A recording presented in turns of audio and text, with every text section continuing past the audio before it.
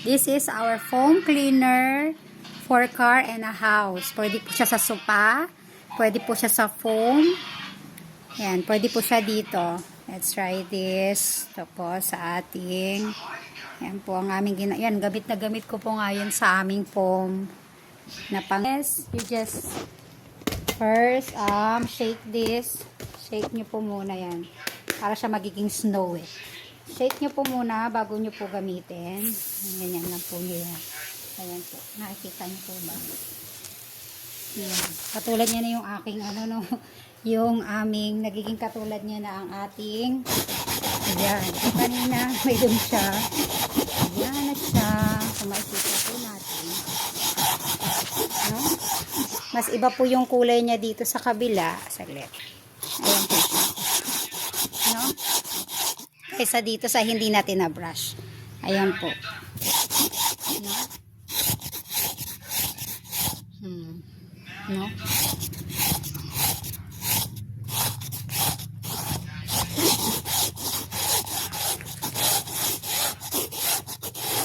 Ayan po siya. Pwede rin po towel po ang ipang nakuha tayo ng tissue. Tayo ng tissue and then let's spray here para makita nyo rin po. Mura lang po ito. Pwede rin siya sa hindi rin pala dumidikit pala sa tissue natin. Pero makita nyo ang dumi oh. Kung nakikita nyo po may dumi no. Ayan. Siguro pwede ang yung towel. Ang kagandahan po nito, kasama na po itong brush. Yan po yung pinakatakip niya.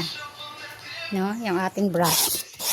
Try nyo po ito, panglinis ng inyong mga foam,